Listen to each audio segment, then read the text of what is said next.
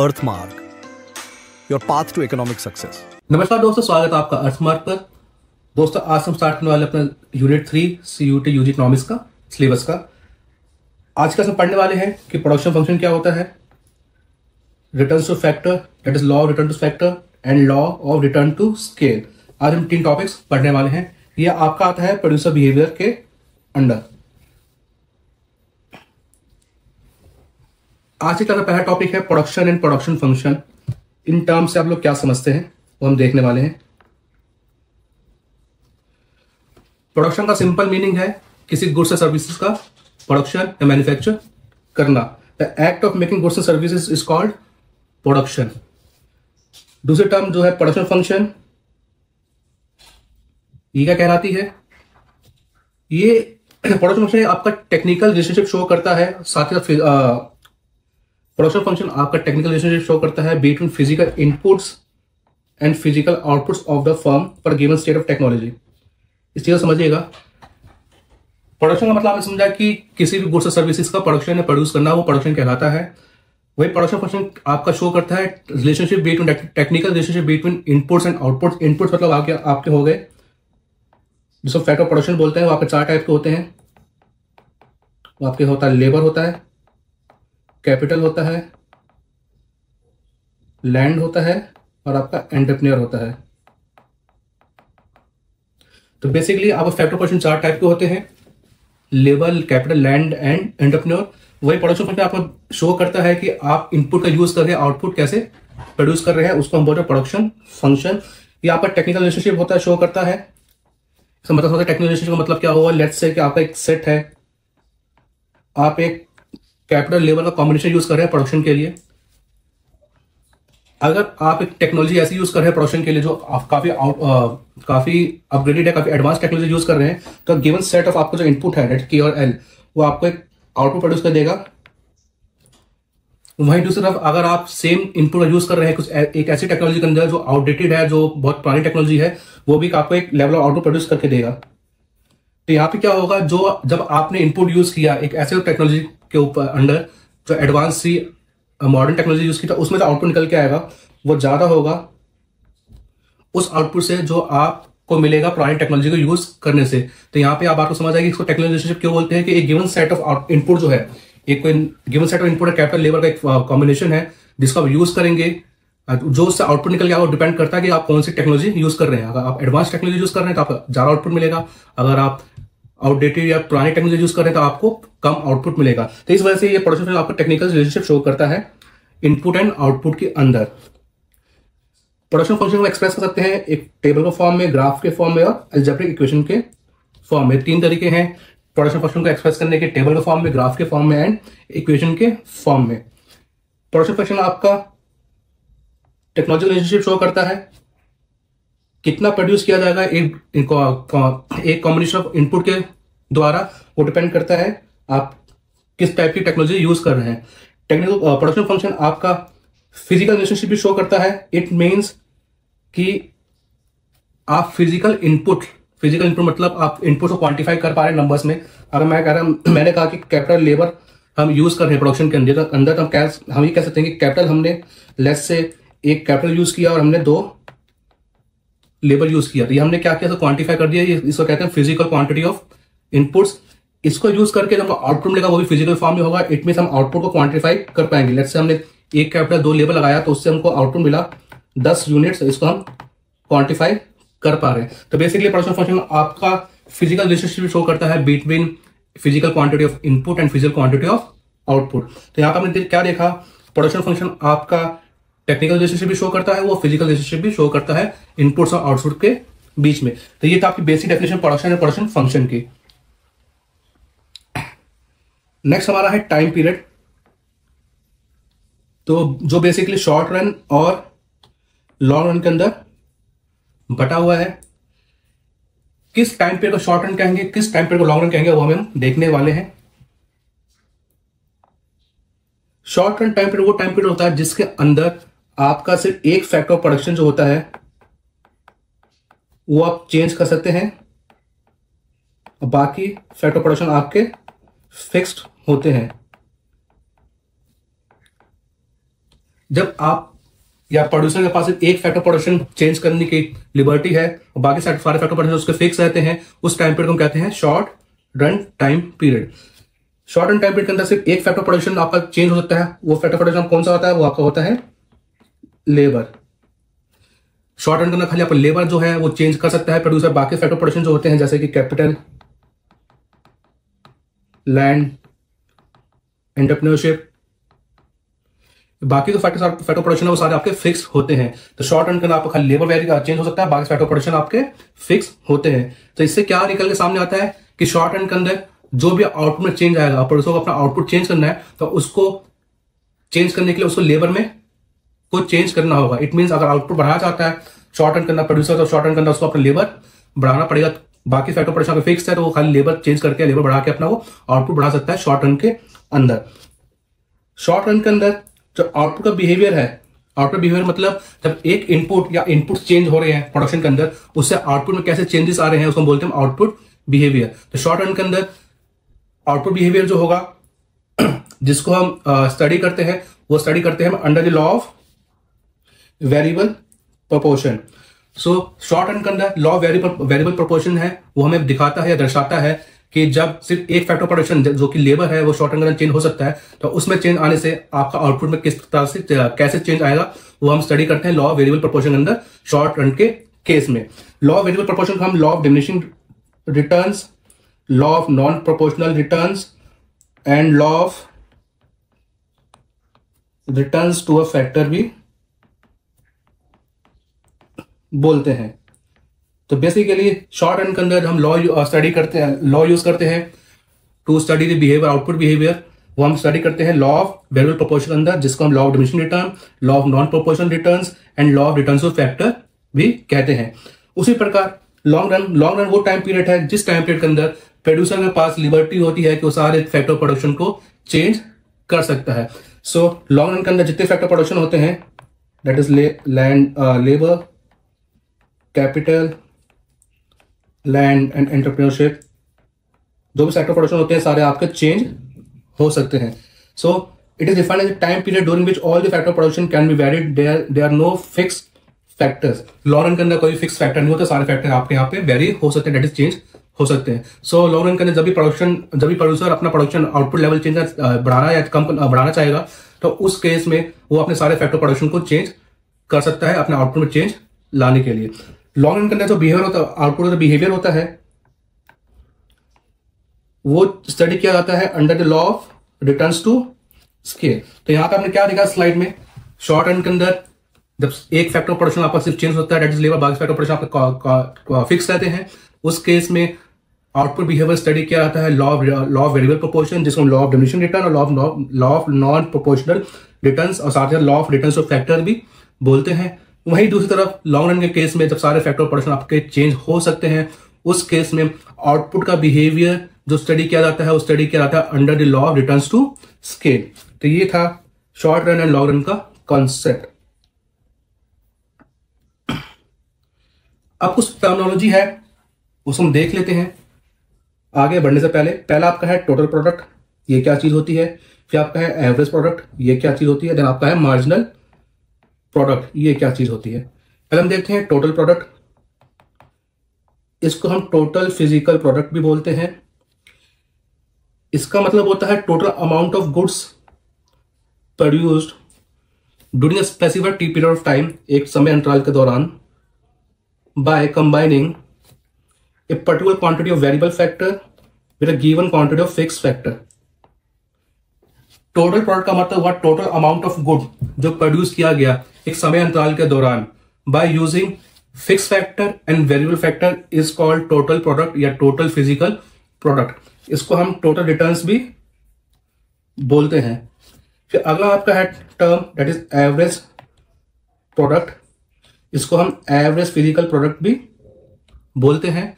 Average physical product of a variable factor. एक बात यहां में ध्यान दीजिएगा, आउटपुट अंदर चेंज जो आएगा वो चेंज आएगा आपके वेरिएबल फैक्टर में चेंज आने के बाद आपका आउटपुट में चेंज आएगा। सो एवरेज प्रोडक्ट कहलाता है average physical product of a variable factor, जो बताता है output per unit of a variable factor. With given quantity of fix factor. ये बात आपको समझाता हूँ ये क्या चीज है।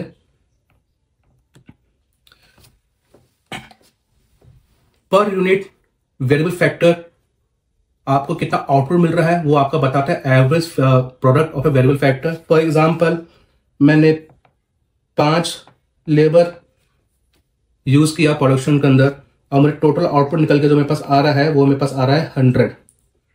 तो पर यूनिट आउटपुट क्या निकल के आया लेबर का, वो निकल के आएगा जिसको हम बोलते हैं एवरेज प्रोडक्ट। वो हमारा निकल के आएगा total product divide by labour, that is 100 divide by 5, that is 20। तो इंडिकेट कर रहा है कि एवरेज प्रोडक्ट लेबर यहां पे क्या निकल गया 20। इट मींस पर यूनिट आपका आउटपुट क्या निकल के आ रहा है 20 यूनिट्स निकल के आ रहा है। इसको हम बोलते हैं एवरेज प्रोडक्ट। इसका फॉर्मूला क्या होता है, सिंपली आपको डिवाइड करना होता है टोटल प्रोडक्ट को with the total number of variable factor, total amount of variable factor. कितना आपका टोटल आउटपुट निकल के आया वेरिएबल फैक्टर को यूज करके दोनों को डिवाइड कर देंगे तो आपको मिलेगा average product of variable factor.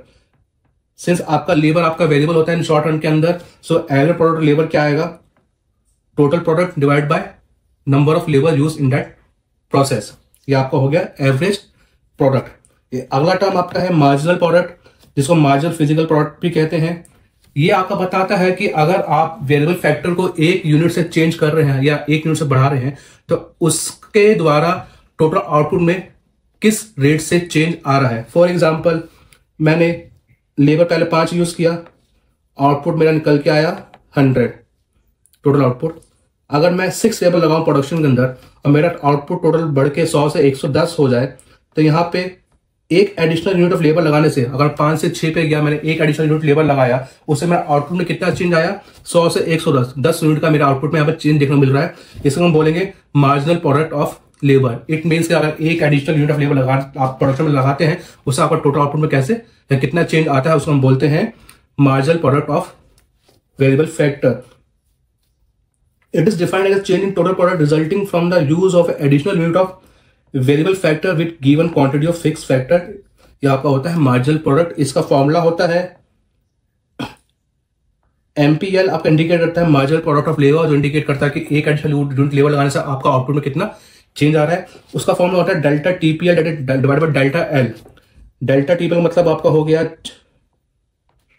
Change in total product, delta indicate करता है चेंज, डेल्टा एल का मतलब हो गया चेंज इन लेबर।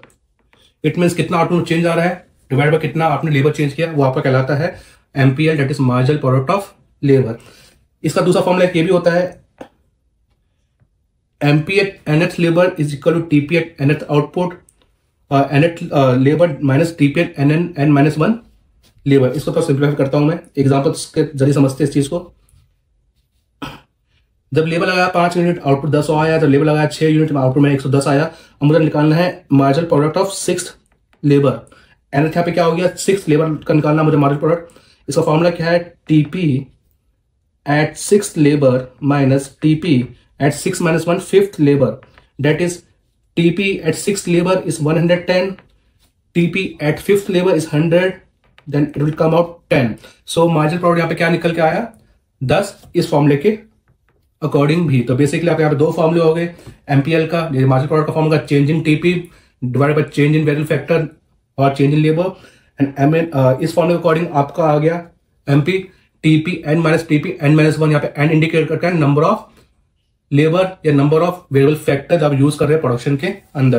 तो यह आपका कॉन्सेप्ट है टोटल प्रोडक्ट का, एवरेज प्रोडक्ट का और आपका मार्जिनल प्रोडक्ट का।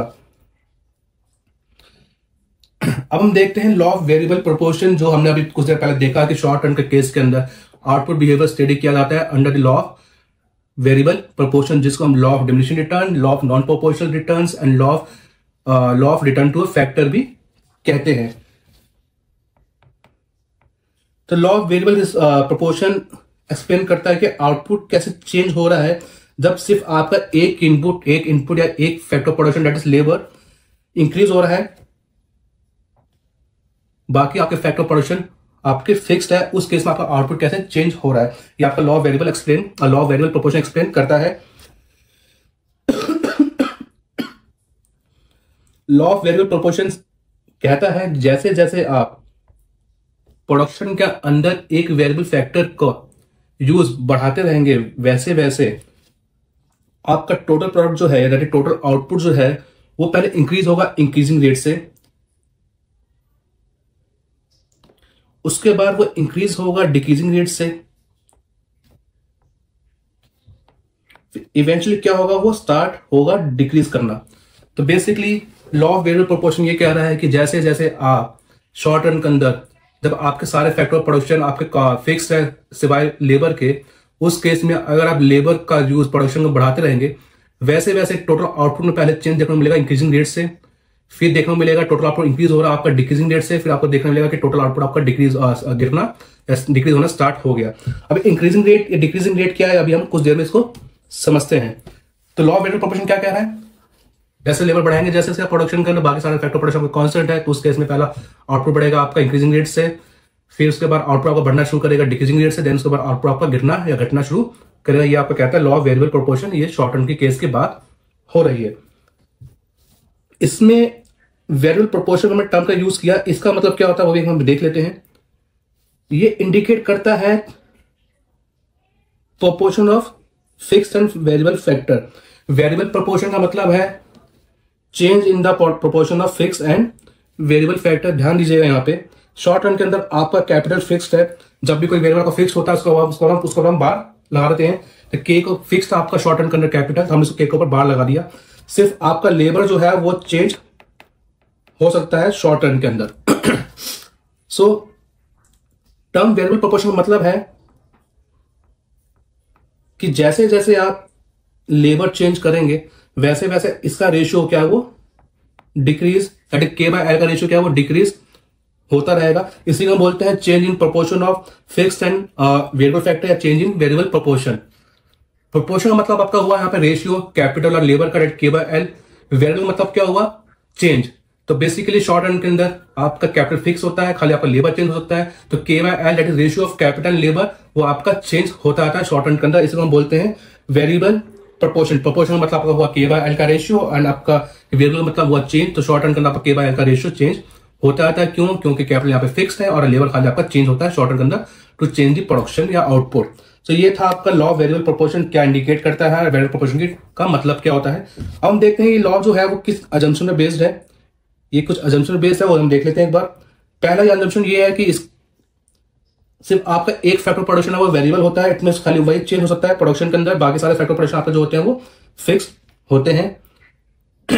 दूसरा है quality of variable factor are same. It means जो आप फैक्टर का वेरिएबल है लेबर, उसकी क्वालिटी सेम है। कहना मतलब ये है कि जो हम लेबर यूज करें प्रोडक्शन के अंदर, सारी लेबर आपका एक समान है, quality wise, efficiency wise, knowledge wise, skill set wise, हर तरीके से आपके लेबर जो है प्रोडक्शन के अंदर यूज कर रहे हैं आप, वो सारे हर तरीके से एक जैसे ही हैं या सेम है। ये इसकी अजम्पशन है। तीसरा अजम्पशन ये है कि टेक्नोलॉजी यूज की जाती है प्रोडक्शन के अंदर, वो आपका वो कांस्टेंट रहता है, शॉर्ट रन के संदर्भ में कोई चेंज देखने को नहीं मिलता। चौथा ये कि ये आपका लॉ जो है अप्लाई होता है शॉर्ट रन के अंदर, लाजमी सी बात है। अगला अजम्पशन ये है कि इसमें इनपुट का प्राइस होता है, उसमें कोई चेंज देखने को नहीं मिलता, ये भी इसका अजम्पशन है। और अगला अजम्पशन ये है कि आउटपुट जो निकल के आता है वो आपका फिजिकल टर्म्स में या फिजिकल यूनिट में हम उसको मेजर करते हैं। तो ये थी सारी इसकी assumption law of variable proportion की, जो स्टडी करता है आउटपुट का बिहेवियर। जब आपका सिर्फ एक factor production that is labour change होता है शॉर्ट रन के अंदर, तो आउटपुट कैसे बिहेव करता है उसको स्टडी करता है लॉ ऑफ वेरिएबल प्रोपोर्शन। अब हम कोशिश करते हैं लॉ ऑफ वेरिएबल प्रोपोर्शन को एक एग्जांपल थ्रू समझने की।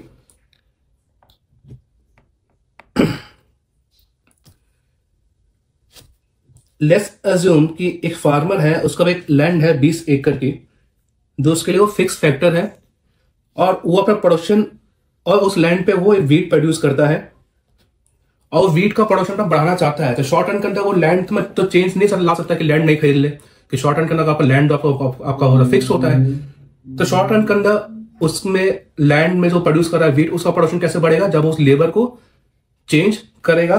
तो बेसिकली वो अपना चाहता है कि उसका प्रोडक्शन बढ़े वीट का by increasing the employment of the labour on this field.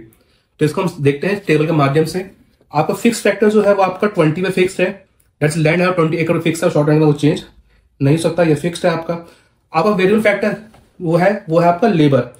आपको प्रोडक्शन में चेंज करने के लिए, प्रोडक्शन में इंक्रीज करने का आपको लेबर को इंक्रीज करना या चेंज करना पड़ेगा शॉर्ट टर्म के अंदर। तो बेसिकली आप यहाँ पे लेबर दे सकते हैं 1 to 10 और वेरी कर रहा है 1 2 3 4 5 6 7 8 9 10 सॉरी। और जब आपने लैंड के ऊपर एक लेबर यूज किया प्रोडक्शन के लिए वेट का, तो आपको 8 यूनिट्स ऑफ वेट मिल रहा है। उसी प्रकार जब आपने 2 लेबर यूज किए प्रोडक्शन में तो आपको 20 यूनिट मिल रहा है वेट का। इसी प्रकार जब 3 यूनिट यूज किए वेरिएबल फैक्टर लेबर का तो आपको 36 यूनिट मिल रहा है वेट का। 4 लेबर यूज कर रहे हैं तो 48 यूनिट, 5 लेबर यूज कर रहे हैं 55 यूनिट मिल रहा है आउटपुट। 6 यूनिट यूज कर रहे हैं आप अपना लेबर का तो आपको 60 यूनिट मिल रहा है वेट का। 7 लेबर यूज कर रहे हैं तो आपको 63 यूनिट मिल रहा है। इसी प्रकार हमने हर पॉइंट पे हमको आउटपुट, टोटल आउटपुट क्या मिला वो हमको दिया हुआ है।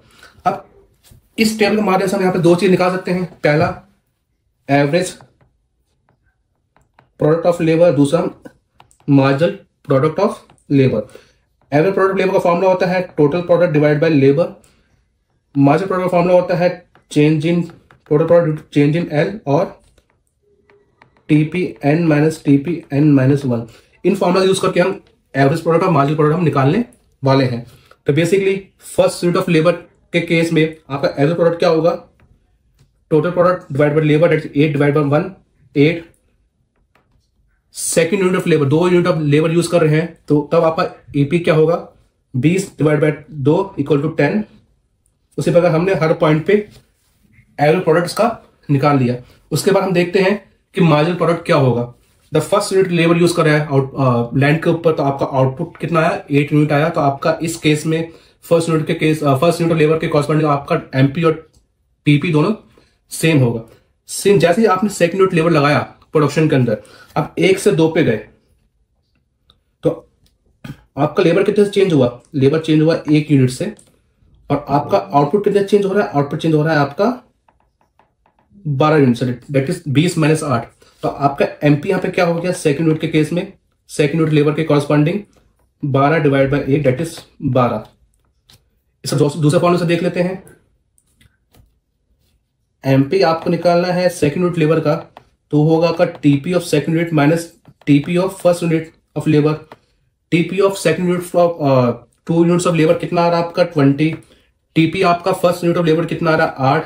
तो यहाँ पे आपका 12 आ गया MP at second unit of labour. तो हमने दोनों फॉर्म से देखा कि आपका सेम एमपी आ रहा है। इसी प्रकार हमने हर पॉइंट पे हमने यहाँ पे एमपी निकाल लिया है। और यहाँ पे एक चीज ध्यान दीजिएगा कि एमपी यहाँ पे क्या इंडिकेट कर रहा है, एमपी यहाँ पे इंडिकेट कर रहा है कि जब आप एक एडिशनल यूनिट ऑफ लेबर लगा रहे हैं प्रोडक्शन के अंदर तो उससे आपका टोटल आउटपुट में कैसे चेंज आ रहा है।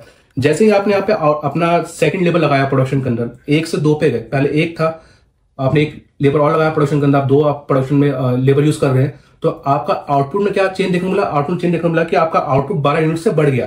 पहले 8 था फिर 20 हो गया। तो यहाँ पे एमपी का इंडिकेट करता है कि एमपी इंडिकेट करता है कि टोटल आउटपुट आपका किस रेट से चेंज हो रहा है। तो बेसिकली एमपी इंडिकेट करता है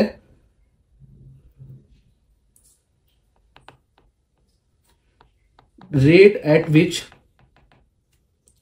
टीपी चेंजेस, कि किस रेट से आपका टीपी चेंज हो रहा है। जब आपने 1 से 2 लेबर यूज कर रहे हैं तो आपका आउटपुट चेंज हो रहा है 12 यूनिट से, तो इट मीन्स आपका यहाँ पे एमपी यहाँ पे 12 है। वही आप 2 से 3 पे जाते हैं, आपने तीसरा लेबर लगाया तो आपका प्रोडक्शन 20 से बढ़ के 36 हो गया। तो एमपी यहाँ पे क्या निकला थर्ड यूनिट लेबर पे, वो 16 निकला, 36 माइनस 20। तो यहाँ पे देख सकते हैं कि आपका टीपी क्या बढ़ रहा है, टीपी आपका बढ़ रहा है इंक्रीजिंग रेट से। पहले आपने सेकंड यूनिट लेबर लगाया तो आपका आउटपुट बढ़ा 12 यूनिट से, फिर आप थर्ड यूनिट लेबर लगा रहे हैं तो आपका आउटपुट बढ़ रहा है 16 यूनिट से।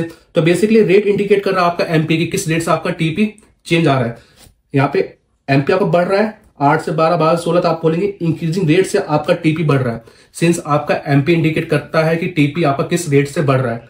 फिर आप देखेंगे कि 16 के बाद क्या हुआ, थर्ड यूनिट के बाद हमने फोर्थ यूनिट लेबर लगाया प्रोडक्शन के अंदर, आपका टीपी बढ़ा, आपका आउटपुट बढ़ा, वो 36 से 48 हो गया।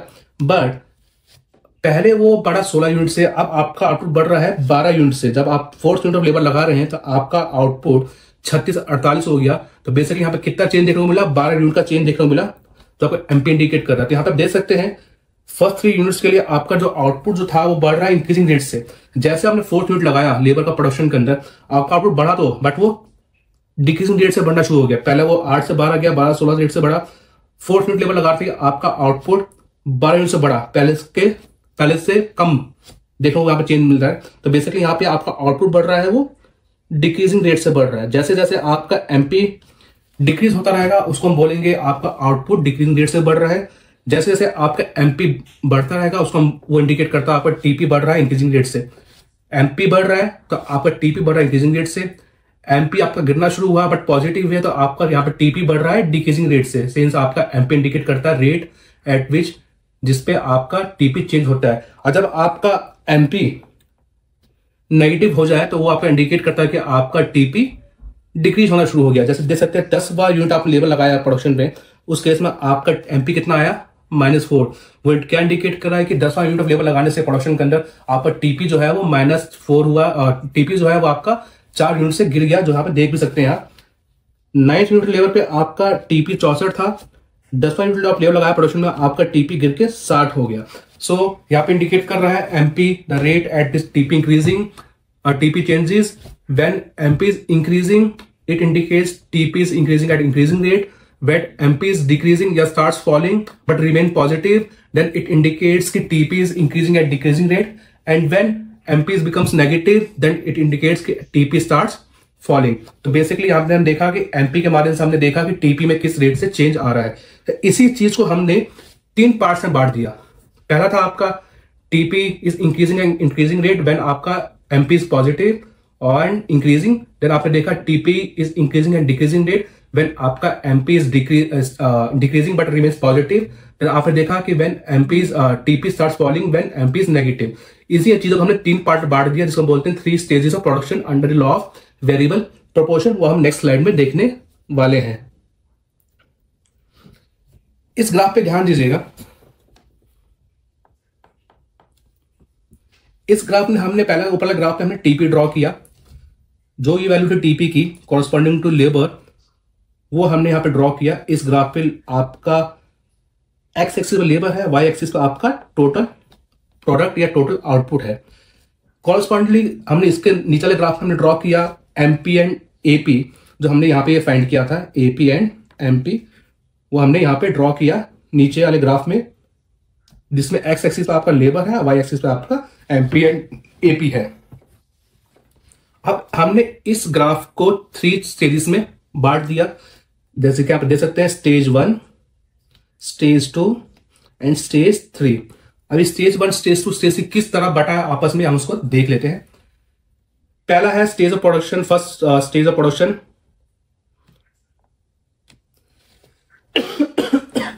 इस स्टेज ऑफ प्रोडक्शन में क्या होता है कि आपका पहले टीपी बढ़ता है इंक्रीजिंग रेट से। टीपी इंक्रीजिंग रेट से बढ़ रहा है, इट मींस कि आपका एमपी आपका पॉजिटिव है और वो इंक्रीज हो रहा है। TP increasing at increasing rate it indicates MP is increasing and positive. उसके बाद क्या होता है कि एमपी आपका मैक्सिमम पॉइंट पे पहुंच जाता है, जिसको इन्फ्लेक्शन पॉइंट बोलते हैं, अभी देखेंगे ग्राफ पे भी। देन उसके बाद आपका एमपी गिरना शुरू करता है। पहले आपका एमपी बढ़ रहा है, फर्स्ट स्टेज की बात कर रहे हैं, आपका एमपी बढ़ रहा है, बढ़ते बढ़ते वो मैक्सिमम पॉइंट पे गया, आपने फिर वहां से गिरना शुरू कर दिया। तो फर्स्ट स्टेज के अंदर क्या होता है, आपका एमपी बढ़ना शुरू करता है, इट मींस आपका टीपी बढ़ रहा है इंक्रीजिंग रेट से, टोटल आउटपुट बढ़ रहा है इंक्रीजिंग रेट से। देन आपका एक एमपी मैक्सिमम पॉइंट अटेंड करता है, जिसका इन्फ्लेक्शन पॉइंट भी बोलते हैं। उसके बाद आपका एमपी गिरना शुरू करता है, एमपी गिर रहा है, MP is falling but remains positive, it indicates कि TP is increasing at decreasing rate. तो ये 3 चीजें देखने को मिलती है हमको फर्स्ट स्टेज के अंदर। तो ग्राफ पे देखते हैं फर्स्ट स्टेज में पॉइंट पी तक आपका टीपी बढ़ रहा है इंक्रीजिंग रेट से। उसके बाद पॉइंट पी के कॉरस्पॉन्डिंग नीचे वाले ग्राफ पे पॉइंट आर पे आपका एमपी जो है वो मैक्सिमम पॉइंट अटेन कर रहा है। जिस पॉइंट पे आपका एमपी मैक्सिमम होता है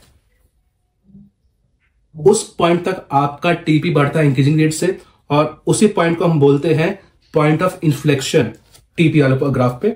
इसके बाद क्या होता है, आपका एमपी गिरना शुरू होता है। तो यहां पे देख सकते हैं पॉइंट पी तक टीपी ने एक शेप फॉलो की, उसके बाद उसकी शेप जो है कर्व की चेंज होगी। तो बेसिकली इन्फ्लेक्शन पॉइंट एक वो पॉइंट पे कहलाता है जिस पॉइंट पे एक कर्व का जो कर्वेचर होता है, वो शेप होता है, वो चेंज हो जाता है। तो यहाँ पे आपने देखा तीन चीजें, पॉइंट पी तक आपका टीपी बढ़ रहा है इंक्रीजिंग रेट से। सिंस सिमिलरली नीचे वाले ग्राफ में पॉइंट आर तक कॉरस्पॉन्डिंग पॉइंट टी आपका एमपी बढ़ रहा है इंक्रीजिंग रेट से, और एमपी आपका इंक्रीज हो रहा है और मैक्सिमम पॉइंट अटेन कर रहा है। उसके बाद आपका एमपी गिरना शुरू करता है। आप देख सकते हैं पॉइंट आर के बाद एमपी ने गिरना शुरू किया और पॉइंट टी तक पहुंचा। पॉइंट टी पे क्या हो रहा है, पॉइंट टी पे उसने एपी को इंटरसेक्ट किया। हो सकता है कि आपको थोड़ा ये चीजें टेक्निकल और थोड़ा डिफिकल्ट हो समझने में। इस बार चीजें क्या आपको याद रखनी एग्जाम पॉइंट ऑफ व्यू से, मैं आपको ये कॉन्सेप्ट खत्म होने का बता दूंगा अगर चीजें आपको दिक्कत आ रही समझने में तो।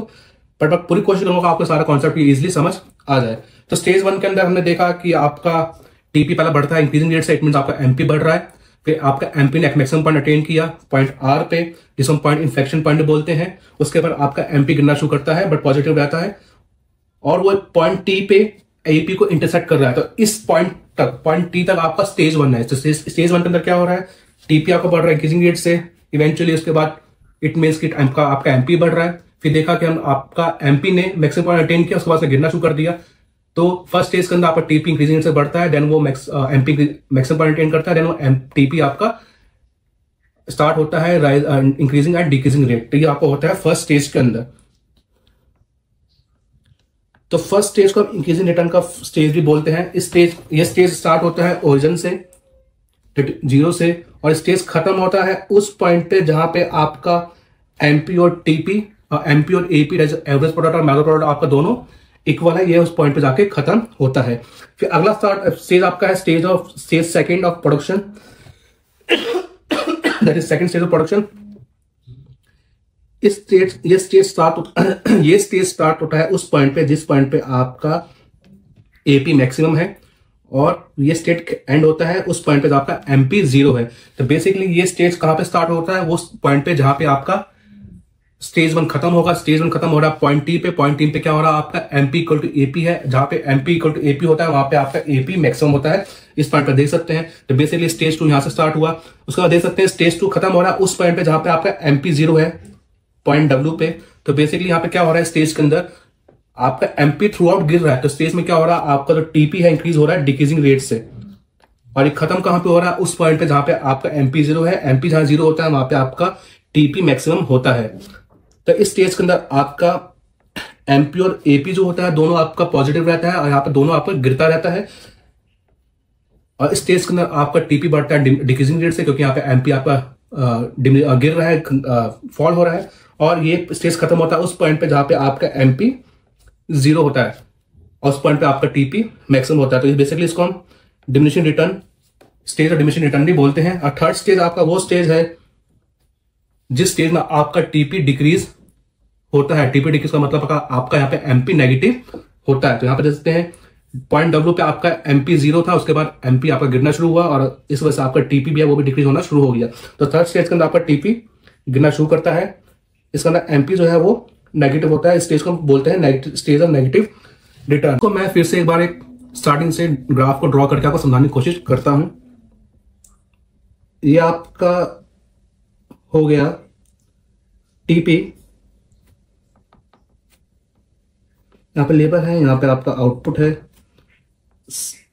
नीचे आपका हो गया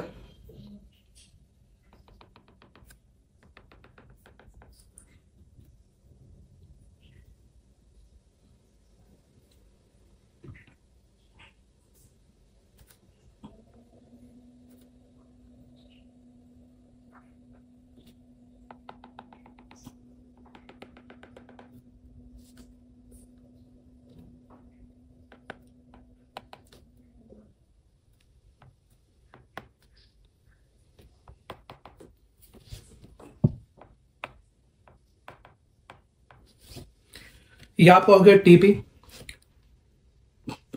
इस पॉइंट पे आपका एमपी मैक्सिमम है, इसको हम पॉइंट ए इंडिकेट करते हैं। इसके कॉरस्पॉन्डिंग जो पॉइंट है टीपी पे, इस पॉइंट को हम ए बार इंडिकेट करते हैं। बेसिकली जिस पॉइंट पे आपका एमपी मैक्सिमम होता है उस पॉइंट पे आपका टीपी का जो कर्वेचर होता है वो चेंज होता है, जिसको हम इन्फ्लेक्शन पॉइंट भी बोलते हैं। इन्फ्लेक्शन पॉइंट भी बोलते हैं। फर्स्ट स्टेज होता है प्रोडक्शन का, वो स्टार्ट होता है ओरिजिन से और वो खत्म होता है उस पॉइंट पे जिस पॉइंट पे आपका एपी मैक्सिमम होता है, या वो पॉइंट जहां पे आपका टीपी और एमपी और एपी इंटरसेक्ट करता है एक दूसरे को। तो बेसिकली इस पॉइंट तक आपका फर्स्ट स्टेज रहेगा। फर्स्ट स्टेज में क्या हो रहा है, आपका फर्स्ट स्टेज में हो रहा है टीपी इंक्रीज हो रहा है इंक्रीजिंग रेट से, उसके बाद टीपी इंक्रीज हो रहा है आपका डिक्रीजिंग रेट से। टीपी इंक्रीज हो रहा है इंक्रीजिंग रेट से मतलब आपका एमपी बढ़ रहा है, टीपी हो रहा है इंक्रीजिंग, टीपी बढ़ रहा है डिक्रीजिंग रेट से, इट मींस आपका एमपी गिरना शुरू हो गया। तो यहाँ पे देख सकते हैं इनिशियली आपका एमपी बढ़ रहा है पॉइंट ए तक, पॉइंट ए पर उसने मैक्सिमम पॉइंट अटेंड किया, एमपी ने उसके बाद गिरना शुरू कर दिया, गिरते गिरते उसने एपी को इंटरसेक्ट किया पॉइंट बी पर। इस पॉइंट तक आपका स्टेज 1 रहेगा, स्टेज 1 खत्म होगा, स्टेज 2 स्टार्ट होगा। स्टेज 2 के अंदर क्या होता है, सेकंड स्टेज के अंदर क्या होता है, आपका टीपी जो है वो बढ़ता है डिक्रीजिंग रेट से थ्रू आउट, इट मींस आपका एमपी डिक्रीज होता है और पॉजिटिव रहता है। स्टेज 2 स्टार्ट होता है उस पॉइंट पे जहां पे आपका एपी मैक्सिमम है, इट मींस जहां पे आपका एमपी और एपी इंटरसेक्ट कर रहा है एक दूसरे को, इट मींस पॉइंट बी। और ये उस पॉइंट तक ये स्टेज रहेगा, उस पॉइंट तक जिस पॉइंट पे आपका एमपी 0 हो जाए। तो बेसिकली इस पॉइंट तक आपका स्टेज 2 रहा, सेकंड स्टेज रहा। इस स्टेज में आपका टीपी जो है इंक्रीज हो रहा है डिक्रीजिंग रेट से, इट मींस आपका एमपी गिर रहा है।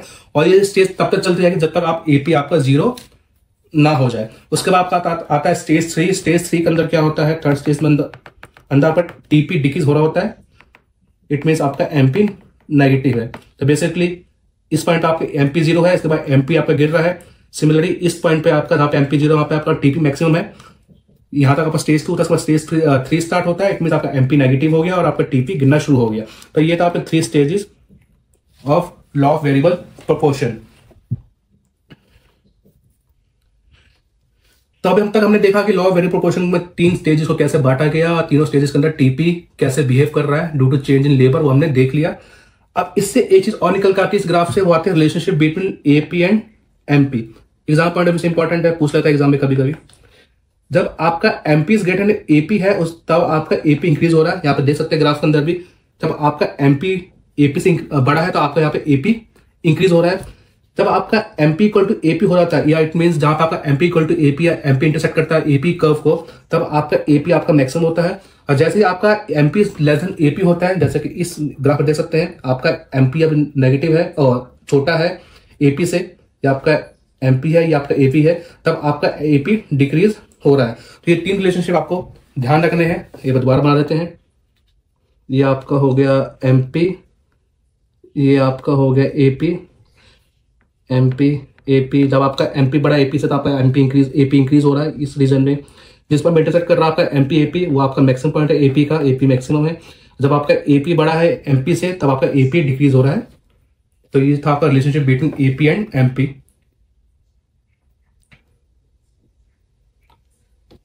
अब हमने देखा कि लॉ ऑफ वेरिएबल प्रोपोर्शन के अंदर 3 स्टेजेस है। स्टेज 1 के अंदर आपका टीपी बढ़ रहा है इनिशियली इंक्रीजिंग रेट से, बढ़ रहा है इंक्रीजिंग रेट से, देन वो बढ़ना शुरू करता है डिक्रीजिंग रेट से फर्स्ट स्टेज के अंदर।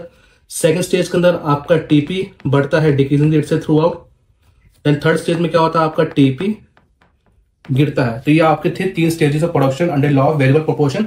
इनके पीछे का कारण क्या है वो हम एक बार देख लेते हैं। पहला कारण है under utilisation of fixed factors. समझने की कोशिश कीजिएगा। शॉर्ट रन के अंदर आपके पास सिर्फ एक factor production that is labour, वो आपके पास होता है चेंज करने के लिए। आप उसको चेंज करके प्रोडक्शन चेंज कर सकते हैं या प्रोडक्शन बढ़ा सकते हैं। बाकी सारे फैक्टर प्रोडक्शन क्या होते हैं, वो आपके फिक्स रहते हैं। सिंस आपके फिक्स फैक्टर प्रोडक्शन है वो काफी बड़ी अमाउंट में होता है, काफी लार्ज अमाउंट में होता है, उसको हम एक छोटे टुकड़े में नहीं डिवाइड कर सकते। कहने का मतलब यह है कि मेरे पास एक मशीन है, फर्म के फैक्ट्री में एक मशीन है, बहुत बड़ी मशीन है, उस मशीन पे आराम से 20 लोग काम कर सकते हैं एफिशिएंटली। और अगर मेरे पास एक लेबर है यूज करने के लिए, तो ऐसा तो नहीं है कि मशीन का मैं एक टुकड़ा तोड़ के उसको दे दूं कि ले भाई तू इस पे काम करा। मशीन आपका यहां पे होता है इनडिविजिबल, मतलब उसको तोड़ नहीं सकते। मशीन यहां पे आपका इंडिविजुअल होता है, बड़े अमाउंट पे, बड़े स्केल पे होता है, काफी बड़ी मशीन होती है, तो उसको हम इंडिविजुअल बोलते हैं। उसको तोड़ नहीं सकते मशीन को अपने रिक्वायरमेंट के हिसाब से। तो शॉर्ट रन क्या होता है, जैसे जैसे हम लेबर्स में लगा रहे हैं प्रोडक्शन के अंदर, मशीन पे मान लीजिए मशीन आपका 20 लेबर आराम से हैंडल कर सकता है, तो जैसे आप लेबर बढ़ाते रहेंगे मशीन के ऊपर, वैसे वैसे जो आउटपुट जो निकल के आएगा मशीन से, लेबर मशीन का यूज करने से आपका वो आउटपुट बढ़ता आएगा हर एक एडिशनल यूनिट ऑफ लेबर के साथ साथ। तो यही कहते हैं कि इनिशियली क्या होता है शॉर्ट रन के अंदर स्टेज 1 में, कि आपके फिक्स फैक्टर्स होते हैं, उसका अंडर यूटिलाइजेशन होता है, उसको पूरी तरह से यूज या एफिशिएंटली यूज नहीं कर पाते इनिशियली। जैसे लेबर यूज करते बढ़ाते जाते हैं प्रोडक्शन करना, वैसे वैसे उससे जो आउटपुट निकल के आता है वो बढ़ता रहता है। तो यहाँ पे वही चीज लिखी है कि फिक्स फैक्टर्स होते हैं वो जनरली इंडिविजुअल होते हैं, उसको हम तोड़ नहीं सकते, अपनी रिक्वायरमेंट के हिसाब से डिवाइड नहीं कर सकते। तो इन द बिगनिंग क्या होता है, machine and land under utilise. In the beginning में आपका मशीन और लैंड होते हैं अंडर यूटिलाइज होते हैं, जैसे उसमें वर्कर्स लगाते रहते हैं एक्स्ट्रा, तब वैसे वैसे इसका यूज एफिशिएंटली हम करते रहते हैं और आपका आउटपुट बढ़ता रहता है। इट मीन आपका टीपी बढ़ता है आपका इंक्रीजिंग रेट से। हर एडिशनल यूनिट ऑफ लेबर लगाने से आपका आउटपुट जो बढ़ रहा है वो इंक्रीज रेट से बढ़ रहा है। इसके बाद आपका होता है specialisation division and division of labour. इसका मतलब ये है जैसे जैसे आप लेबर लगाते रहेंगे प्रोडक्शन के अंदर, वैसे वैसे क्या होगा, हर एक लेबर एक पर्टिकुलर एक्टिविटी में स्पेशलाइज हो जाएगा, जिसके कारण जो आपका आउटपुट में वो इंक्रीज देखने को मिलेगा। सिंस आपका एक लेबर था तो वो सारे काम कर रहा था कुछ कुछ मात्रा में, जैसे आपने लेबर बढ़ाना शुरू किया प्रोडक्शन के अंदर, हर लेबर को एक पर्टिकुलर एक्टिविटी में स्पेशलाइजेशन प्रोवाइड हासिल हो गया, उसने प्रोडक्शन करना शुरू किया उस एक्टिविटी को परफॉर्म करके, तो आपका यहाँ पे आउटपुट यहाँ पे देखने को मिलेगा इंक्रीज रेट से। आपको चेंज यहाँ पे देखने को मिलेगा आउटपुट के अंदर, शॉर्ट एंड के अंदर, फर्स्ट फेज के अंदर इंक्रीजिंग रेट से आपका आउटपुट बढ़ता है इनिशियली, देन वो बढ़ता है डिक्रीजिंग रेट से। तो यह था आपका causes of increasing return, that is stage 1 के अंदर कॉजेज क्या क्या होते हैं। पहला था under utilised resources, fixed resources, और दूसरा था आपका specialisation and division of labour.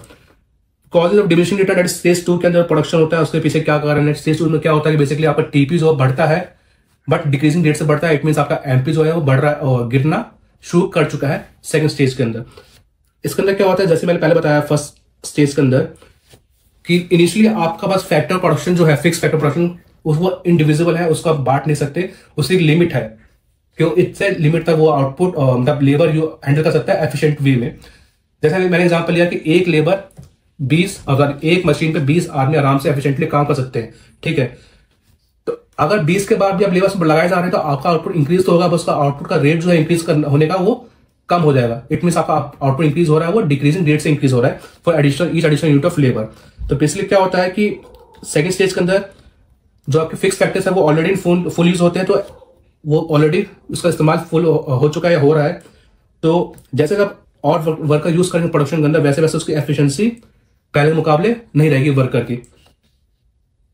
तीसरा imperfect substitutivity of factors. Since आप लेबर को परफेक्टली सब्स्टिट्यूट, मतलब ये ऐसा तो नहीं है कि आप लेबर बढ़ाते रहेंगे कैपिटल आप बढ़ाएंगे नहीं तो आपका आउटपुट बढ़ता आएगा, क्योंकि कैपिटल को आप आउटपुट से सब्स्टिट्यूट नहीं कर सकते। इट मींस कि जो काम कैपिटल कर सकता है वो आउटपुट परफेक्टली उसको रिप्लेस नहीं कर सकता। सो शॉर्ट टर्म के अंदर सिंस आपका कैपिटल आपका फिक्स्ड है और सिर्फ आप आउटपुट बढ़ा के हमेशा के लिए अपना और आप लेबर बढ़ा के शॉर्ट टर्म के अंदर हमेशा के लिए आउटपुट नहीं बढ़ा सकते, क्योंकि आपको कैपिटल और लेबर दोनों चाहिए। क्यों? क्योंकि कैपिटल लेबर यहाँ पे आपका परफेक्टली सब्स्टिट्यूट एक दूसरे का नहीं है, इट मींस वो दोनों एक दूसरे को रिप्लेस परफेक्टली नहीं कर सकते प्रोडक्शन के अंदर। तो ये इसका कारण है imperfect substitutivity of factors of production. तो थर्ड स्टेज में क्या है, स्टेज ऑफ नेगेटिव रिटर्न या थर्ड स्टेज ऑफ प्रोडक्शन। इसके अंदर क्या होता है, सिंस आपका फैक्टर प्रोडक्शन जो है फिक्स, वो फिक्स्ड है, मशीनरी फिक्स है आपके पास, उस पर आप ओवर क्राउडिंग कर देंगे लेबर्स की, लेबर बढ़ाते रहेंगे बढ़ाते रहेंगे, तो क्या होगा, ओवर क्राउडिंग वहां पे हो जाएगी और आपका आउटपुट में कमी देखने को मिलेगी, उसकी एफिशिएंसी लेबर की कम हो जाएगी अगर जैसे जैसे आप उसमें लेबर बढ़ाते रहेंगे, क्योंकि एक लिमिट है मशीन की भी लेबर हैंडल करने की। फिर यहाँ पे आपको मैनेजमेंट प्रॉब्लम देखने को मिलती है, अगर आप सिर्फ लेबर बढ़ाते रहेंगे कैपिटल नहीं बढ़ाएंगे तो आपको यहाँ पे मैनेजमेंट प्रॉब्लम देखने को मिलेगी, जिसके कारण से आपका थर्ड स्टेज में आउटपुट नेगेटिव देखने को मिलता है। ये था आपका एक्सप्लेनेशन ऑफ वेरिएबल प्रोपोर्शन। तो अभी तक हमने देखा कि law of variable proportion that is in short run, जब लेबर आपका चेंज होता है तो वैसे उसके द्वारा आउटपुट में कैसे चेंज हो रहा है। हमने उसको थ्री स्टेजेस प्रोडक्शन में बांट दिया, stage 1, stage 2 and stage 3। Stage 1 के अंदर हमने देखा टीपी इंक्रीज हो रहा है इंक्रीजिंग रेट से। स्टेज 2 के अंदर हमने देखा कि टीपी इंक्रीज हो रहा है डिक्रीजिंग रेट से। स्टेज 3 में देखा कि टीपी हो रहा है decrease due to increase in labour in short run. अब सवाल ये पैदा होता है कि एज ए रैशनल प्रोड्यूसर कौन से स्टेज के अंदर प्रोडक्शन किया जाए। अब ये सवाल पैदा होता है, हमारे 3 स्टेजेस है, स्टेज 1, 2, 3। अब हमको वो फाइंड आउट करना है कौन सा स्टेज में प्रोडक्शन होगा। स्टेज 2 अब हम बात करते हैं स्टेज 3 की। पहले स्टेज 3 के अंदर प्रोडक्शन तो लाजमी नहीं करेगा, क्योंकि स्टेज 3 के अंदर क्या हो रहा है कि जैसे लेबर लगा रहे हैं प्रोडक्शन के अंदर वैसे आपका आउटपुट डिक्रीज हो रहा है। तो स्टेज 3 आपका नेगेटिव रिटर्न्स का स्टेज होता है, स्टेज के अंदर वो प्रोडक्शन नहीं करेगा प्रोड्यूसर। अब आपके बचा स्टेज 1, स्टेज 2। अब स्टेज 2 के अंदर क्या हो रहा है, जिसको इंक्रीजिंग रिटर्न से बोलते हैं। इस स्टेज के अंदर आपका एपी बढ़ रहा है। स्टेज 2 के अंदर क्या होता है, आपका कुछ इस तरह से यहाँ पर देख लेते हैं। ये आपका एमपी है, ये आपका एपी है, एपी एमपी। इस पॉइंट आपका एपी मैक्सिमम जहां पे इंटरसेक्ट करता है एमपी, इस पॉइंट तक आपका स्टेज 1 है, स्टेज 1 जहां पे आपका एमपी मैक्सिमम है। तो आप देख सकते हैं कि स्टेज 1 के अंदर आपका एमपी बढ़ रहा है वो, और बढ़ते बढ़ते आपके मैक्सिमम पॉइंट तक वो जा रहा है। इट मीन्स कि स्टेज 1 के अंदर वो अभी भी अपना प्रोडक्शन एफिशिएंटली बढ़ा सकता है लेबर इंक्रीज करके, क्योंकि एपी में इंक्रीज हो रहा है। तो इट मीन्स इस स्टेज के अंदर भी वो अपना प्रोडक्शन स्टॉप नहीं करेगा, स्टेज पर प्रोडक्शन पूरा करता रहेगा, ताकि वो अपने लेबर का पर यूनिट प्रोडक्शन जो है एपी है उसको मैक्सिमाइज कर सके, वो उसको बढ़ा सके। तो इस स्टेज में अगर प्रोडक्शन वो रोकता है तो वो अपने रिसोर्स फुली यूटिलाइजेशन नहीं कर रहा और वो प्रॉफिट की अपॉर्चुनिटी को मिस आउट कर रहा था। बेसिकली स्टेज 1 के अंदर जो अपना प्रोडक्शन वो स्टॉप नहीं करेगा, वो स्टेज 1 के अंदर प्रोडक्शन वो करता रहेगा, उसके बाद स्टेज 2 तक पहुंचेगा वो। अब तो हमने देखा कि स्टेज 3 में प्रोडक्शन वो नहीं करेगा, सिंपल सा लॉजिक है कि स्टेज 3 के अंदर प्रोडक्शन आपका नेगेटिव हो गया, टोटल आउटपुट। स्टेज 1 में उसका आउटपुट बढ़ रहा है इंक्रीजिंग रेट से, इट मीन्स वो प्रोडक्शन यहाँ पे स्टॉप नहीं करेगा, वो उसको पूरा यूज करेगा स्टेज 1 के प्रोडक्शन प्रोसेस को, और स्टेज 1 के बाद वो स्टेज 2 में पहुंचेगा। तो बेसिकली फर्म जो होगा वो स्टेज 2 के अंदर प्रोड्यूस करेगा। स्टेज के अंदर क्या होता है, जिसको डिमिनिशिंग रिटर्न स्टेज भी बोलते हैं, इस स्टेज के अंदर आपका आउटपुट बढ़ रहा है इंक्रीजिंग रेट से, आउटपुट आपका इंक्रीज हो रहा है बट एट डिक्रीजिंग रेट।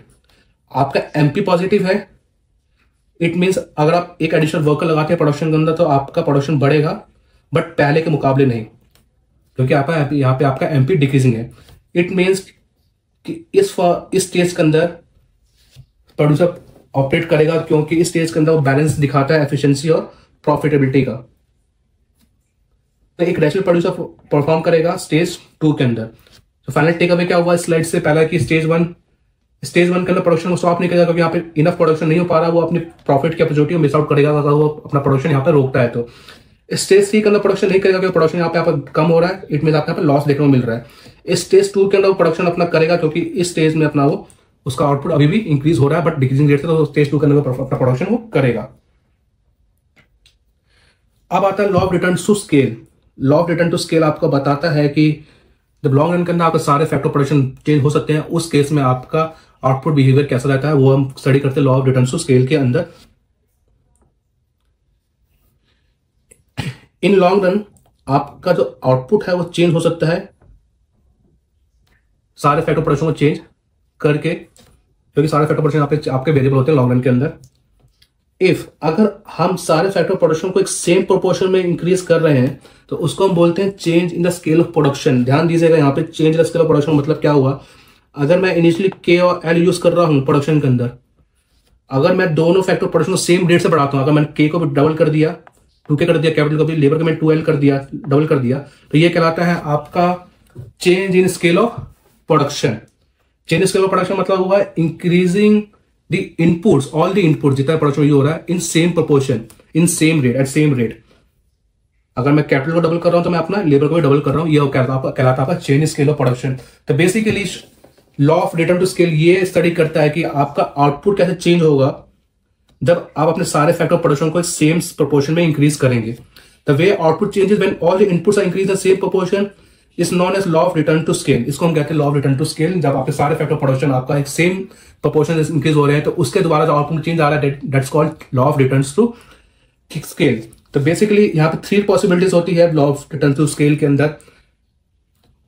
पहली होती है constant return to scale. Constant return to scale का मतलब है जिस रेट से आपका आउटपुट इनपुट बढ़ रहा है, अगर आप आउटपुट इनपुट को डबल कर रहे हैं दोनों इनपुट्स को, लेबर कैपिटल को, तो उसके वजह से जो आउटपुट में चेंज आ रहा है वो भी डबल से चेंज हुआ। बेसिकली जिस रेट से चेंज हुआ इनपुट, अगर उसी रेट से आपका आउटपुट चेंज हो रहा है तो that's called constant return to scale. अगला आपका इंक्रीजिंग रिटर्न टू स्केल, जिस रेट से आपका इनपुट चेंज हुआ अगर उससे ज्यादा चेंज देखने को मिल रहा है आउटपुट के अंदर, that's called increasing return to scale. जिस आपका डिक्रीजिंग रिटर्न टू स्केल, ये कहता है कि जिस रेट से आपका आउटपुट इनपुट इंक्रीज हुआ अगर उससे कम रेट से आपका आउटपुट इंक्रीज हो रहा है तो that's called decreasing return to scale.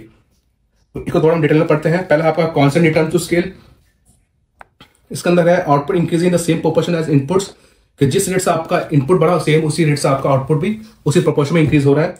For example अगर मैं लेबर और कैपिटल डबल कर दूं तो आपका आउटपुट डबल हो गया, तो यहाँ पर कहलाता है CRS, that is constant return to scale. Example के तौर पे अगर मैं एक कैपिटल एक लेबर लगाया, इसमें 100 यूनिट आउटपुट मिल रहा है, वही अगर मैं इसको डबल कर दूं इनपुट्स को, अगर मैं 2 कैपिटल 2 लेबर लगाऊं और उससे मुझे 200 यूनिट मिले, अगर मेरा आउटपुट डबल हो जाए 100 से 200 हो जाए, तो it's called constant return to scale. अगला आपका इंक्रीजिंग रिटर्न टू स्केल, ये कहता है आपका अगर आपका जो प्रोड्यूसर का आउटपुट में जो आउटपुट जो बढ़ रहा है, इंक्रीजिंग रेट टू स्केल बताता है कि जब आपका आउटपुट में इंक्रीज हो रहा है, वो इंक्रीज हो रहा है more than increase in input. जिस रेट से आपका इनपुट बढ़ा उससे ज्यादा रेट से अगर आपका आउटपुट बढ़े, that it's called increasing return to scale. अगर मैं दोनों इनपुट्स को डबल कर रहा हूं और आउटपुट रेट इंक्रीज हो रहा है डबल से ज्यादा है, तो it's called increasing return to scale. Example तौर पे एक कैपिटल एक लेबर मुझे दे रहा है 100 यूनिट ऑफ आउटपुट। अगर मैं डबल करता हूँ कैपिटल को, डबल करता हूँ लेबर को, मेरा आउटपुट अगर 250 आ गया, डेट इज मेरा डबल से ज्यादा आउटपुट में यहाँ पे इंक्रीज हुआ। डबल होता तो 200 होता है, उससे ज्यादा इंक्रीज हो रहा है, 250 हो रहा है, तो इट मीन्स यहाँ पे मेरा इंक्रीजिंग रिटर्न टू स्केल है। अगला आपका डिक्रीजिंग रिटर्न टू स्केल, जब आपका आउटपुट इंक्रीज हो रहा है वो लेस देन है increase in input, that it is called decreasing return to scale. For example एक कैपिटल एक लेबर 100 यूनिट दे रहा आउटपुट का, अगर मैं डबल किया, मैं कैपिटल दो लेबर भी मैंने यूज किया, डबल किया लेबर को भी, मेरा आउटपुट 150 आ रहा है, डबल से कम इंक्रीज हुआ। डबल होता 200 होता, बट डबल से कम इंक्रीज हुआ 150 हुआ। इट मीन्स यहाँ पे हमारा क्या है, डिक्रीजिंग रिटर्न टू स्केल। ठीक है, एक चीज और, इंक्रीजिंग रिटर्न टू स्केल के पीछे कारण क्या है, वो कारण होता है, इसका रीजन होता है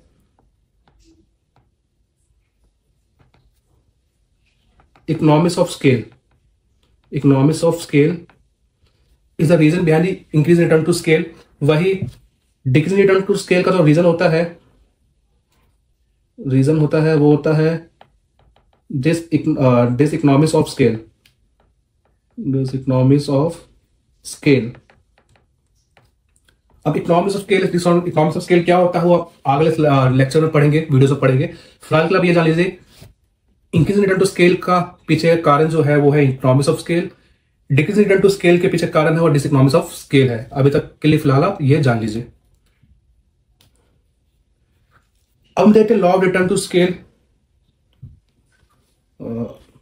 difference between law of return to scale and law of return to factor. Return to scale मतलब आपका हो गया law of return to scale, return to factor आपका हो गया law of return to factor या law of variable proportion. Law of return to scale के अंदर, रिटर्न टू स्केल के अंदर आपके सारे फैक्टर प्रोपोर्शन आपके चेंज हो सकते हैं, ये लॉन्ग रन कॉन्सेप्ट है। वही law of return to factor law of variable proportion के अंदर आपका सिर्फ एक फैक्टर प्रोपोर्शन चेंज हो सकता है, दैट्स लेबर। टाइम पीरियड क्या होता है, law of return to factor law of variable proportion आपका अप्लाई होता है शॉर्ट रन के अंदर, वही रिटर्न टू स्केल आपका अप्लाई होता है लॉन्ग रन के अंदर। फैक्टर प्रोपोर्शन मतलब क्या हो गया, बेसिकली K by L को रेशियो कहता है फैक्टर प्रोपोर्शन। तो law of return to factor या लॉ ऑफ वेरिएबल प्रोपोर्शन के केस में, शॉर्ट रन केस में आपका कैपिटल फिक्स होता है, K बार लेबर आपका चेंज हो सकता है। तो बेसिकली यहाँ पे फैक्टर प्रोपोर्शन क्या हो रहा है, यहाँ पे क्या हो रहा है, चेंज हो रहा है। K by L की रेशियो चेंज होती है for each additional unit of labour. क्या पे लेबर आपका चेंज होता है, कि आपका फिक्स है तो K by L की रेशियो आपकी चेंज होती रहेगी जैसे लेबर बढ़ाते रहेंगे। वही दूसरी तरफ लॉन्ग रन केस में, जब रिटर्न टू स्केल केस में आपका K by L factor production आपका कांस्टेंट रहता है। ऐसा क्यों, देखते हैं। क्योंकि रिटर्न टू स्केल के केस में आपका कैपिटल लेबर सेम रेट से चेंज होता है, सेम प्रोपोर्शन में। तो बेसिकली अगर मेरा इनिशियली K by L है, अब मैं डबल करके लेबर भी डबल हुआ, कैपिटल डबल हुआ, तो भी वो उसका रेशियो सेम ही रहा। अगर मैं ट्रिपल भी कर दूं तब भी उसका रेशियो सेम ही रहेगा। तो बेसिकली फैक्टर प्रोपोर्शन क्या है, वो शॉर्ट रन के अंदर, that is law of variable proportion case के अंदर आपका वो चेंज होता है, और लॉन्ग रन केस में, law of return to scale case में वो आपका फिक्स रहता है, चेंज नहीं होता। स्केल ऑफ प्रोडक्शन, इसमें आपका शॉर्ट रन के अंदर स्केल ऑफ प्रोडक्शन चेंज नहीं होता, लॉन्ग रन के अंदर आपका स्केल ऑफ प्रोडक्शन आपका चेंज होता है। स्केल ऑफ प्रोडक्शन मतलब कि आप कैपिटल लेबर को सेम रेट से चेंज कर रहे हैं। सिंस आपका शॉर्ट रन के अंदर कैपिटल फिक्स आता है, खाली लेबर चेंज करता है, यहाँ पे इसलिए यहाँ पे स्केल ऑफ प्रोडक्शन चेंज देखने को नहीं मिलता, जो कि आपको लॉन्ग रन केस में देखने को मिलता है। तो ये था आपका लेक्चर प्रोड्यूसर बिहेवियर का, जो आपका यूनिट 3 का CUET इकोनॉमिक्स एग्जाम का यूनिट 3 जो है माइक्रो इकोनॉमिक्स का, उसका फर्स्ट टॉपिक है प्रोड्यूसर बिहेवियर, वो आज हमने कंप्लीट किया। सिंस ये आपका न्यू एडिशन है सिलेबस का, इससे पहले ये सिलेबस का पार्ट नहीं था आपके, इस साल चेंजेस देखने मिले सिलेबस में, और ये टॉपिक न्यू एडिशन है सिलेबस का आपका। तो इसके ऊपर PYQ आपको देखने को नहीं मिलेंगे, क्योंकि पहले सिलेबस का पार्ट नहीं रहा है। तो इस चैप्टर बेसिस मैंने इस स्लाइड्स में मैंने आपको प्रैक्टिस में कुछ मैंने क्वेश्चंस दिए MCQ, एक बार उसको देख लेते हैं। पहला क्वेश्चन है कि production function shows relationship between input and output as. Production function आपका शो करता है रिलेशनशिप बिटवीन इनपुट और आउटपुट, बट किस तरह से वो शो करता है, आपका टेक्नोलॉजिकल रिलेशनशिप और फिजिकल रिलेशनशिप दोनों। तो बेसिकली आपका प्रोडक्शन फंक्शन शो करता है technical plus physical relationship between input and output. Technical मतलब कि गिवन सेट के ऊपर एक गिवन सेट ऑफ इनपुट के द्वारा कितना आउटपुट प्रोड्यूस होगा वो डिपेंड करता है कि कौन सी टेक्नोलॉजी यूज की जा रही है प्रोडक्शन के अंदर। फिजिकल रिलेशनशिप इसलिए क्योंकि एक physical amount of input use किया जा रहा है to produce physical amount of output, मतलब जो आपका इनपुट यूज कर रहा है उसको आप क्वांटिफाई कर पा रहे हैं फिजिकली, उसी प्रकार जो आप आउटपुट निकल के आ रहा है उसको भी क्वांटिफाई कर पा रहे हैं physically. That's called physical relationship. तो बेसिकली आपका प्रोडक्शन शो करता है physical plus technical relationship between input and output. So option would be option C, both A and B would be correct. Short run refers to a period of a time when the increase in output can be brought about by। Short run के अंदर output increase हो रहा है, वो क्यों है, कैसे increase हो रहा है? सिंस शॉर्ट रन के अंदर आपका लेबर आपका चेंज हो सकता है और बाकी इसके अलावा जो फैक्टर प्रोडक्शन है वो कांस्टेंट होते हैं या फिक्स होते हैं। इस वजह से शॉर्ट रन के अंदर जो चेंज आएगा प्रोडक्शन में चेंज आएगा due to change in variable factor as labour. तो इसका आंसर क्या हुआ? Increase in the quantity of variable factor only, that is option C. Short run के अंदर आपका प्रोडक्शन में चेंज आएगा due to change in quantity of variable factor only, that is labour. अगला क्वेश्चन है the time period in which capacity of plant can be varied. Time period जिसके अंदर plant की कैपेसिटी है वो चेंज हो सके। प्लांट की कैपेसिटी मतलब आप प्रोडक्शन का जो प्रोड्यूसर का या फर्म का प्रोडक्शन की जो कैपेसिटी है वो चेंज कर सके। कैपेसिटी मतलब आप स्केल ऑफ प्रोडक्शन बढ़ा रहे हैं, इट मींस आप सारे फैक्टर प्रोडक्शन आप चेंज कर सकते हैं। ये पॉसिबल आपका है लॉन्ग रन के केस के अंदर। So answer would be option C, long period. Returns to factor, returns to factor मतलब याद है law of returns to factor, जिसे लॉ ऑफ वेरिएबल प्रोपोर्शन भी कहते हैं। वेरिएबल प्रोपोर्शन ये क्या कहता है कि सिर्फ आपका एक फैक्टर प्रोडक्शन में चेंज आने से बाकी जब आपके बाकी सारे फैक्टर प्रोडक्शन आपके कांस्टेंट रहते हैं तो आपका आउटपुट कैसे चेंज आता है वो आपका law of returns to factor, law of variable proportion दर्शाता है। तो रिटर्न्स टू फैक्टर मतलब एक फैक्टर प्रोडक्शन में चेंज आने से आपका आउटपुट कैसे चेंज आ रहा है, that is called returns to a factor. तो it means quantity of only one factor is change, option A. Returns to factor मतलब एक फैक्टर प्रोडक्शन में चेंज आने से लेबर में चेंज आने से आपका आउटपुट कैसे चेंज आ रहा है, that's called returns to factor. और quantity of only one factor is change. अगला आपका मार्जिनल प्रोडक्ट कैसे कैलकुलेट किया जाता है? मार्जिनल प्रोडक्ट आपका होता है change in total product due to change in variable factor, that is labour. Short run करना लेबर वेरिएबल फैक्टर होता है। ऑप्शन क्या हुआ? Option C, change in TP due to change in units of variable factor. Variable factor पर labour होता है short run के case के अंदर। अगला क्वेश्चन है total product of variable factor reaches maximum the marginal product will be. जब आपका टीपी मैक्सिमम होता है तब उसका केस आपका एमपी कैसे होता है? ग्राफ बनाया था law of variable proportion case के अंदर। ये आपका टीपी, ये आपका एमपी, ये आपका एपी। जब आपका एमपी 0 है उस केस में आपका टीपी मैक्सिमम है। जब आपका एपी मैक्सिमम है उस पॉइंट आपका एमपी इक्वल टू एपी है। दैट मीन्स कि MP intersect AP at its maximum point. जिस पॉइंट पे आपका एमपी मैक्सिमम है उस पॉइंट पे टीपी का कर्व चेंज हो रहा है, शेप चेंज हो रही है, इसको हम बोलते हैं इन्फ्लेक्शन पॉइंट। सो बेसिकली हमने देखा जब आपका एमपी 0 है उसके साथ टीपी मैक्सिमम है। जब आपका एमपी इंटरसेक्ट कर रहा है एपी को उस पॉइंट आपका एपी मैक्सिमम है। और जब आपका एमपी मैक्सिमम है उस पॉइंट को बोलते हैं इन्फ्लेक्शन पॉइंट। उस पॉइंट पे आपका टीपी का कर्व का शेप चेंज होता है। तो ये 3 चीजें थी वो मैंने आपको यहाँ पे बता दी। तो इस क्वेश्चन आंसर क्या हुआ? जब आपका एमपी जब आपका टीपी मैक्सिमम उसके साथ आपका एमपी क्या होता है वो 0 होता है। Option D will be the right answer. अगला क्वेश्चन है मार्जिनल प्रोडक्ट ऑफ, जब एमपी आपका 0 है तब आपका टोटल प्रोडक्ट में क्या होता है? ध्यान दीजिएगा एमपी मतलब क्या हुआ? Change in TP due to change in labour या फिर वेरिएबल फैक्टर। या मैं बोलूं एमपी मेरा हो गया TP N minus TP N minus 1। या मैं ये बोलूं कि MP indicates the rate at which TP changes. MP वो रेट है जो इंडिकेट करता है टीपी के रेट से चेंज हो रहा है। अगर MP is equal to change in TP due to change in L is 0, अगर एमपी 0 इट मींस लेबर में चेंज आने से एमपी में कोई टीपी में कोई चेंज नहीं आया। ये मतलब है ना MP equal to change in TP due to change in labour. Since MP is 0, it means there is no change in TP due to change in labor or change in variable factor. It means यहाँ पे आपका TP जो है वो constant है, TP में कोई change देखने को नहीं मिल रहा। अगर ये वाला फॉर्मूला यूज करूं, अगर मैं बोलूं कि मेरा MP 0 है तो TP n minus TP n minus 1 हुआ। Since MP 0 then TP n equal to TP n minus 1, मतलब एडिशनल यूनिट ऑफ मतलब लेवल लगा सकते, TP में कोई चेंज देखने को नहीं मिल रहा। इट मीन्स आपका TP यहाँ पे कांस्टेंट है।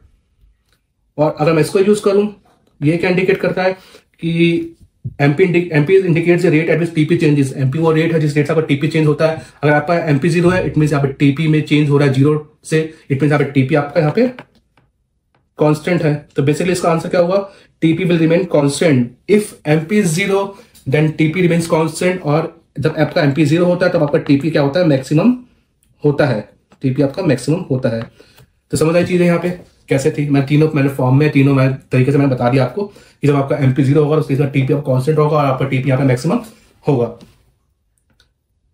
When MP becomes negative, total product will be falling। जब आपका सिंस आपका MP इंडिकेट कर रहा है rate at which TP changes, अगर आपका MP नेगेटिव है, मीन्स आपका TP चेंज हो रहा है नेगेटिव रेट से, इट मीन्स आपका TP आपका डिक्रीज हो रहा है। अगर इसको आप ग्राफिकली देखना चाहेंगे, लास्ट स्लाइड में मैंने बताया ग्राफ बना के, एक मिनट देख लेते हैं उसको भी। हाँ, जब आपका MP 0 उस पॉइंट पर TP का मैक्सिमम है, जैसे आपका MP गिरना शुरू हुआ वैसे आपका TP गिरना भी शुरू हो गया। It means when MP is negative then आपका TP इज स्टार्ट फॉलिंग। इसका आंसर क्या होगा, ऑप्शन सी, फॉलिंग। अगला क्वेश्चन है long run production function is related to long run का केस स्टडी किया जाता है under law of return to scale. Options का होगा option B, law of variable proportion study किया जाता है शॉर्ट रन के अंदर। इसके अंदर आप यूज करते हैं short run production function. Long run के केस में हम स्टडी करते हैं law of return to scale के केस में, इसको हम स्टडी करते हैं, इसके अंदर यूज करते हैं long run production function. Which of the following option account for increasing return to factor? Law of variable proportion या law of return to factor case में 3 स्टेजेस होते हैं प्रोडक्शन के, स्टेज 1, स्टेज 2, स्टेज 3। स्टेज 1 को हम कहते हैं stage of increasing return, stage 2 को कहते हैं stage of decreasing return, stage 3 को कहते हैं स्टेज ऑफ नेगेटिव रिटर्न। तो basically stage 1 that is increasing return to factor, उसके पीछे कारण क्या है? पहला है better utilization of resource, fix resources. Fix आपके फैक्टर्स फिक्स फैक्टर्स प्रोडक्शन होते हैं, वो इंडिविजुअल्स होते हैं, उसको बांट नहीं सकते अपने रिक्वायरमेंट के हिसाब से। सो जैसे लेबर बढ़ाते जाते हैं प्रोडक्शन के, वैसे वैसे जो आउटपुट है वो इंक्रीज होता है इंक्रीजिंग रेट से। जैसे जैसे लेबर यूज कर रहे हैं फर्स्ट स्टेज ऑफ प्रोडक्शन के अंदर, वैसे वैसे आप लेबर स्पेशलाइज हो जा रहे हैं पर्टिकुलर एक्टिविटी के अंदर, इसके कारण से आपका आउटपुट बढ़ रहा है इंक्रीजिंग रेट से। सिंस आपका फैक्टर प्रोडक्शन आपका इंडिविजुअल है, फिक्स फैक्टर प्रोडक्शन आपका इंडिविजुअल है शॉर्ट रन के केस के अंदर, सो जैसे जैसे आप लेबर बढ़ाते रहेंगे वैसे वैसे उसको एफिशिएंट आप यूज करते रहेंगे फिक्स फैक्टर प्रोडक्शन को फर्स्ट स्टेज के अंदर। तो basically first stage of production that is increasing return to factor है, उसके पीछे कारण तीनों है, तो इसका आंसर हो गया option D, that is all of this factors.